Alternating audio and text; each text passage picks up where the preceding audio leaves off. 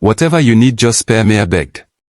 Her voice trembling, the old woman looked at her thoughtfully. Why, you are of no use to me. I will give you to the crocodiles. Wait, please tell me what you need. I can help you, Yuna pleaded the old woman. Paused. I need something very important from any girl who has never been with a man. Blood, hair, saliva. Anything I can get that for you. I promise as much as you need. Just let me go back to the river, Uma said. The old woman eyed her suspiciously. You think I am a fool? You will run away. No, you can come with me. I will get you as much hair as you need. You can watch me if I try to run. Do whatever you want with me, Yuna promised, seeing the desperation in his eyes. The old woman agreed. She pulled Yuna up and swam back to the river with her. It was late at night and the full moon shone brightly. The old woman waited in the water. Asuna walked to the river bank. She gathered the head rings the girls had left behind, each made of old cloth, and returned to the old woman. The old woman took the head rings, placed them in her pocket, and swam back to the cave with Yuna. When they reached the cave, Yuna carefully searched each head ring for strands of hair and handed them to the old woman. The old woman smiled. Please, Bue, no one has ever helped me like this. For years I only found wet items, but today I finally get my revenge. What do you plan to do with this, Mama? Uma asked. Don't worry, child, you will know in good time. Because of your help you will be free from all of this, and I will give you your freedom back, the old woman said. She told Yuna not to speak a word of what had happened, and that don't let her go. I walked back to the river bank, fetched a pot, filled it with water, and went home. When she arrived, Anne was crying, having stayed up all night waiting for her. Where have you been, Yuna? I went to every house looking for you. Some people turned me away, ridiculing me. I even asked your friends, but they denied knowing where you were. Yuna lied. I waited at the river to fetch water and fell asleep. I only woke up in the morning, could see something was not right, but said nothing more. She hed Ajuma, tightly relieved that she was safe, but worried about the secrets her granddaughter seemed to be hiding. Uma grew up isolated, carrying the weight of her family's shame on her shoulders, but when she turned 18, a new wealthy family moved into the village. This family did not know anything about Yue's family stigma. Even when the villagers warned them, they chose to see Yuna and her grandmother as good people. This new family had 6 children, 3 boys and 3 girls. Among them was a girl named E, who was the same age as Yuna. Easy and her family treated Yuna and Anne with kindness and respect. They surpassed the gossip and focused on the good heart of the 2 women, as quickly became close friends with Yuna. For the first time in her life, Yuna had someone to laugh with, to share her dreams with, and to enjoy simple pleasures. They often gave Juma gifts, making her feel valued and cared for. With us by her side, Uma started to gain a bit of self-confidence. She began going to the river in the afternoon, no longer feeling the need to hide. She even bathed at the river, knowing that people respected her and would not mock her when it was around. Among the boys in his family was Isa. He was fascinated by Ojima and cared for her deeply. Though many young men admired Oe's beauty, they were discouraged by their parents from pursuing her because of her family's reputation. But Isa saw beyond the stigma. He admired her strength and kindness. Asuna reached the age where many of her peers were getting married. She found it difficult to find a suitor. Despite her beauty, no young man was willing to go against their parents' wishes. They were afraid of the disgrace associated with marrying into her family.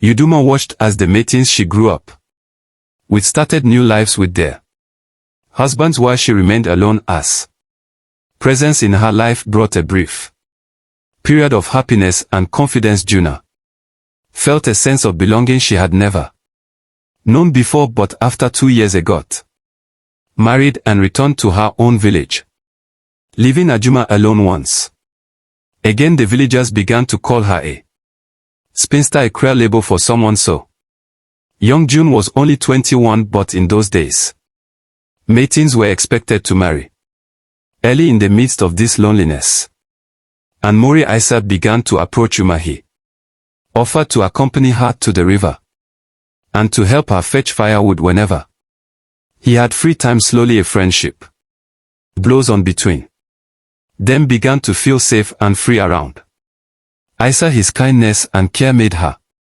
believe in herself once more. Their friendship grew deeper and love quietly blossomed. Lisa saw the beauty and strength in Uma that no one else saw. He knew she was the only one he wanted to spend his life with. One day he gathered his courage and went to N to ask for Juna's hand in marriage, and was overjoyed. She saw the genuine love and respect Isa had for Una. Juna too was filled with happiness.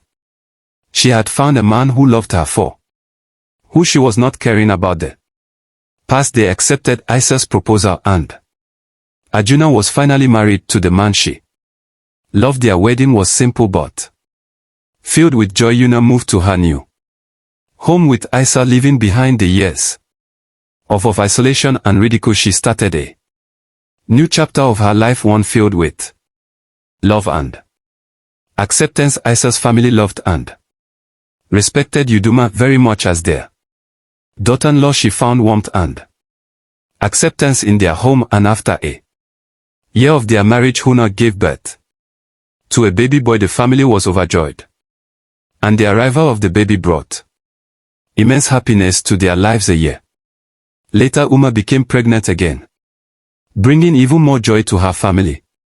However, around this time the kingdom began to face a strange problem. Many young men noticed that their wives were not having children. Concerned, they went to their king to voice their worries.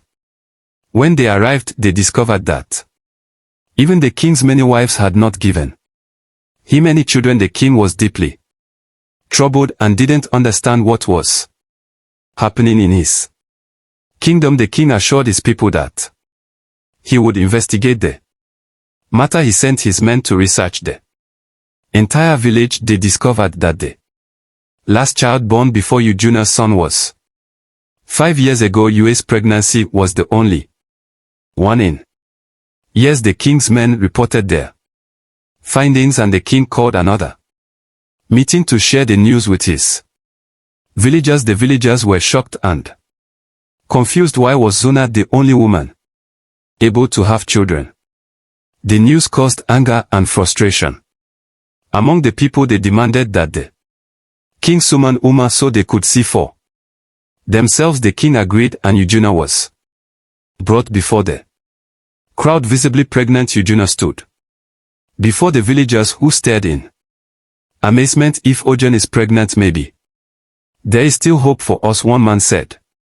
But no one understood why she was the only one who could conceive. This confusion and lack of understanding led to chaos in the village. The situation grew worse. Young married women, desperate for children, began flirting with Isa, begging to lie with him in hopes of becoming pregnant. Many men, driven by jealousy and frustration, started desiring Uma, believing that she held the secret to fertility. Oe and Isa found themselves in a difficult and dangerous situation. The villagers now looked at them with suspicion and envy. Every day the pressure grew under felt the weight of the villagers' expectations and desires pressing down on her. Even the parents who had once refused to let their sons marry Uma now